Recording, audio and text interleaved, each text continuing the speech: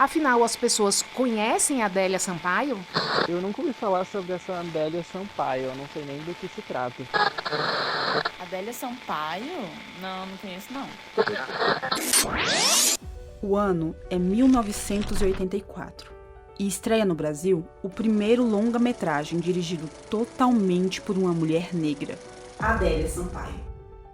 Adélia não foi reconhecida como pioneira, muito pelo contrário. Somente 30 anos depois, na pesquisa de Edileuza Penha de Souza, que Adélia Sampaio finalmente recebeu esse reconhecimento. Nesse episódio, vamos conhecer um pouco mais do cinema negro no feminino, porque contar a história de Adélia Sampaio e de outras cineastas negras é reparação. Eu sou a Fernanda Omelini, uma quase publicitária, e embora um pouco tímida, quem me conhece sabe, eu também sou muito inquieta. E decidi transformar essas inquietações em vozes, para além da minha cabeça. Assim nasce o Reparação, um podcast que escuta, lembra e repara a história de cineastas negras brasileiras. Reparação. Adélia Pereira Sampaio nasceu em Belo Horizonte, no dia 20 de dezembro de 1944. A cineasta vem de uma família humilde, morava com sua mãe, Guiomar, e com a sua irmã, Eliana. As três passaram por muitas dificuldades. Quando Adélia tinha 4 anos, a mãe, que era empregada doméstica, foi contratada por uma mulher que morava no Rio de Janeiro, e elas se mudaram para lá, onde sofreram diversos abusos da nova patroa. Adélia é forçada a se separar da mãe. A menina foi mandada para um asilo no interior de Minas Gerais, onde passou 7 anos. Aos 13 anos, quando enfim Guiomar, sua mãe, conseguiu juntar dinheiro para buscar a filha, Adélia retorna ao Rio de Janeiro. Foi então que sua irmã a leva ao cinema pela primeira vez. Quando eu cheguei no Rio, a minha irmã disse assim, olha, amanhã você vai ao cinema. Eu digo, o que é isso? Eu não sabia que era cinema. Não, você não sabe o que é? Não sei, mas eu vou te levar. E me avisou, porque eu tinha medo de escuro, né?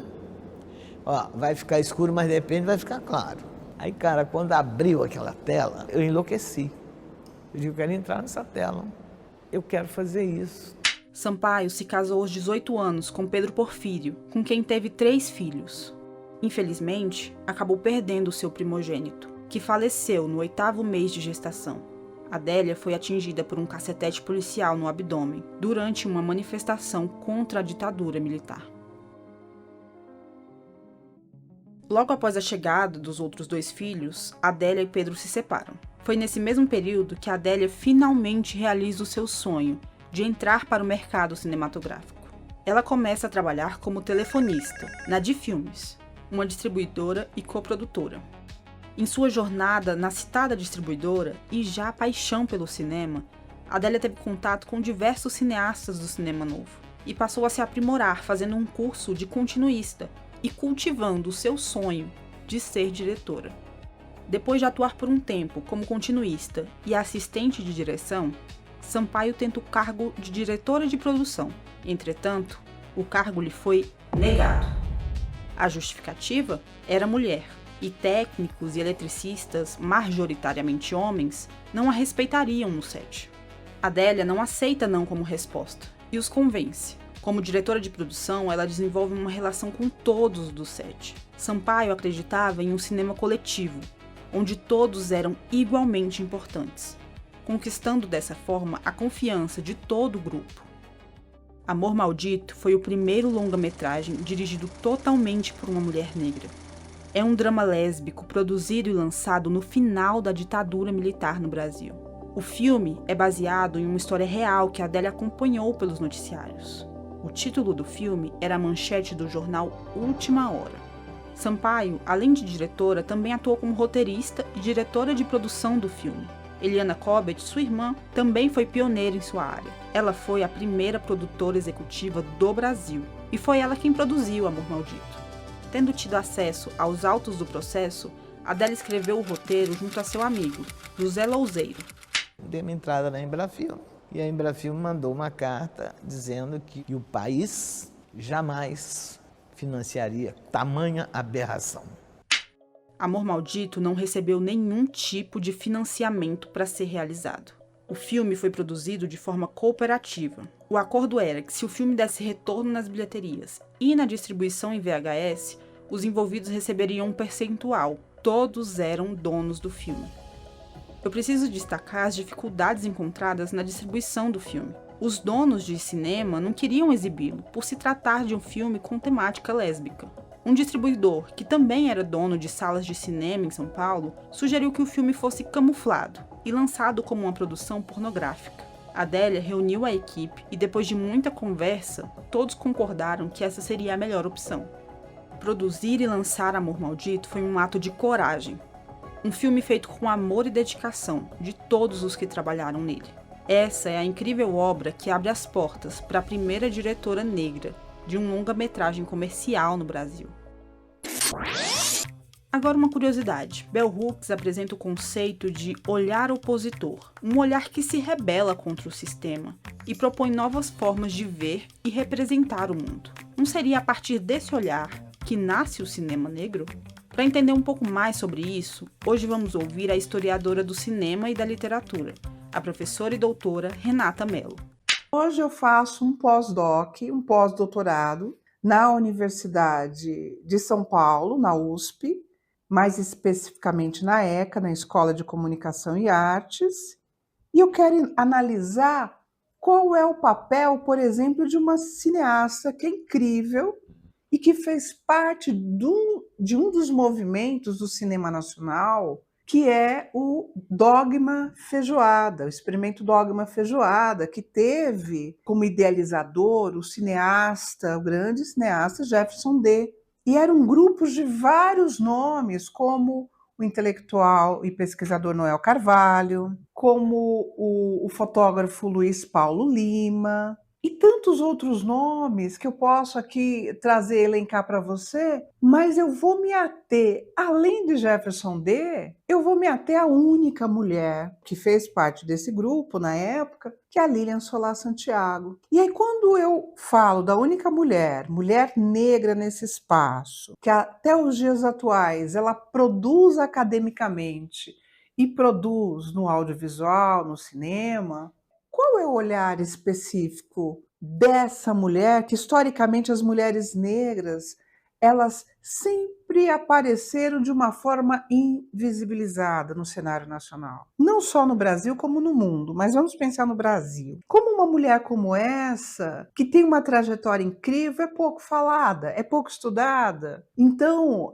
eu como uma historiadora, que me auto-intitulo como uma feminista negra, eu acho importante dar visibilidade a essas figuras que sempre existiram, mas que historicamente foram invisibilizadas. E o audiovisual e o cinema, ele nos ajuda a refletir e entender esses processos para que na contemporaneidade a gente possa construir uma maneira diferente, uma forma diferente de representação e colocar esses nomes, essas mulheres e o trabalho dessas mulheres na centralidade. Essas são reflexões fundamentais sobre o que é o cinema negro e de onde ele parte. E como o objetivo desse podcast é reparar, em todos os sentidos, eu pedi que Renata Mello se apresentasse e contasse um pouco da sua relação com o cinema. Meu nome é Renata Mello Barbosa do Nascimento.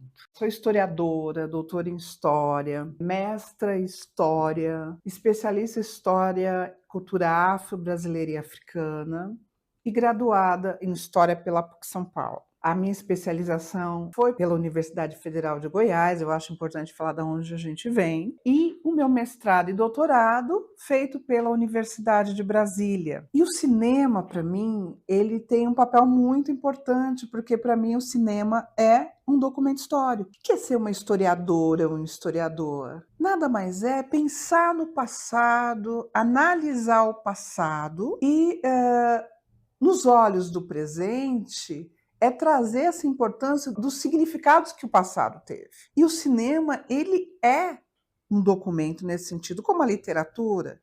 Eu também amo a literatura, me debruço na literatura, mas o cinema, eu que sou uma mulher do século XX, eu vejo as imagens como algo muito importante. E o cinema, ele faz parte desse repertório do audiovisual. Portanto, com o cinema, eu pude entender e trazer para análises variadas reflexões e representações dos imaginários construídos de uma certa brasilidade, por exemplo. Do que é ser brasileiro, o que é ser brasileira.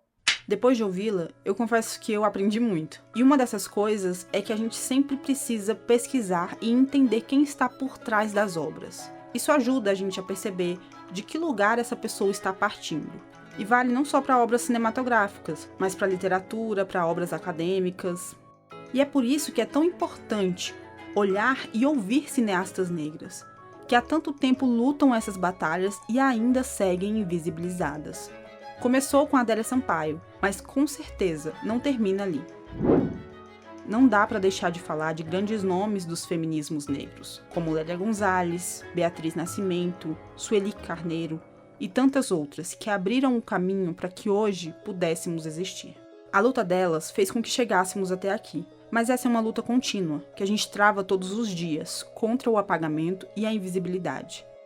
E para entender melhor como essa luta também reflete no resgate de histórias, vamos ouvir a responsável pela redescoberta de Adélia Sampaio. Nos conta também como foi esse processo e as iniciativas que reverberam de sua pesquisa.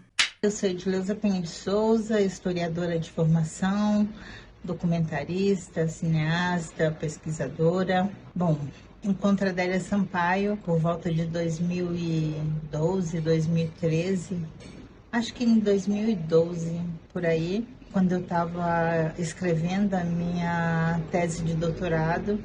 Vou me dando conta que no capítulo em que eu trabalho a história do cinema negro no Brasil, eu me deparo unicamente com homens. Isso causa um incômodo e eu vou pesquisar então se não existe nenhuma mulher negra nesse processo.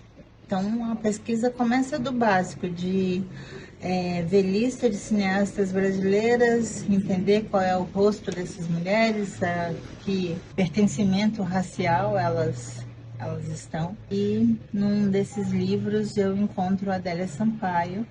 Não era foto, mas era um verbete sobre ela, assim como de outras que também não tinha foto. E aí eu vou buscando casar nome, foto, para entender o pertencimento racial dessas mulheres.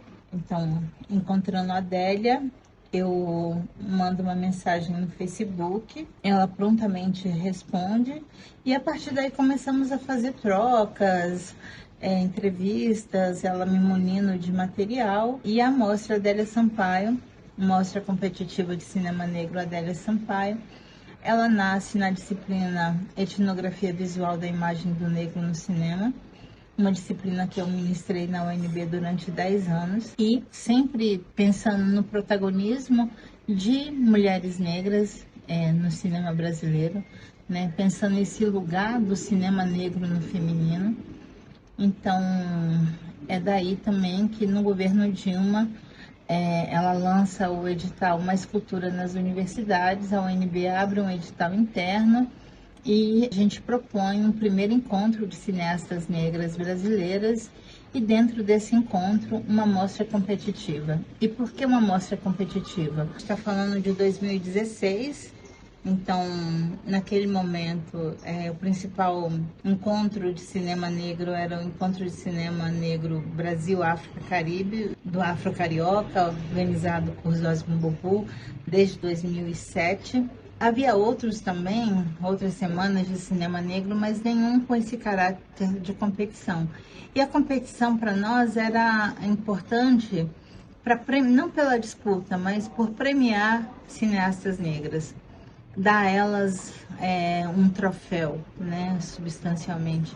Então, 2017, com o apoio da Fundação Palmares e também do Decanato de Extensão da UNB, a gente realiza a primeira mostra e desde então a gente estamos agora 2025 na nossa 7ª edição. E a escola é uma iniciativa da Marta Rocha, uma publicitária que circula entre Brasília e São Paulo. Quando conhece a história de Adélia, fica fascinada e tem a ideia de construir uma escola de audiovisual, no sentido de colocar mulheres e, sobretudo, mulheres negras no mercado do audiovisual, que é um lugar tão masculino e tão branco.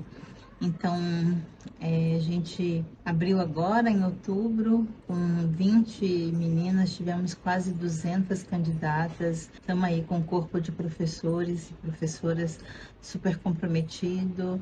E a ideia é realmente que no próximo ano a gente consiga inserir essas 20 moças no mercado de trabalho. E de fora subiu uma menina magrinha, assim. Eu não queria perguntar nada, não. Eu digo, mas você pode perguntar se quiser. Não, eu queria falar que a minha vida toda, desde que eu nasci, eu estou procurando um espelho para me olhar. Agora eu achei. Você é meu espelho.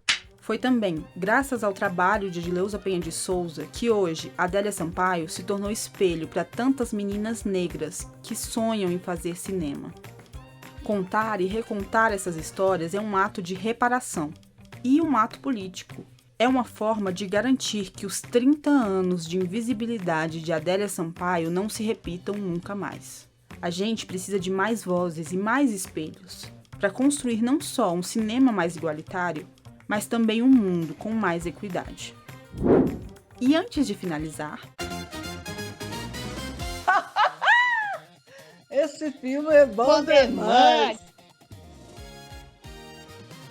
Esse filme é bom demais para você não conhecer. A indicação de hoje é o curta Aquém das Nuvens, que conta a história do seu nenê, casado com a dona Geralda há 30 anos. Num domingo, como de costume, ele vai à roda de samba encontrar os amigos. Mas quando volta para casa, se depara com uma notícia sobre Geralda que muda tudo. Sem deixar o ritmo do samba cair, seu nenê encontra uma forma de continuar ao lado de sua eterna namorada. O curta foi dirigido por Renata Martins e está disponível no YouTube. É um filme lindo, sensível e não tem como não se emocionar. O podcast Reparação fica por aqui, mas reparar em cineastas negras é algo que a gente precisa fazer o tempo todo. É reparando no passado que a gente constrói novos futuros. Esse episódio é um produto do meu trabalho de conclusão de curso da Faculdade de Comunicação da Universidade de Brasília. Reparação.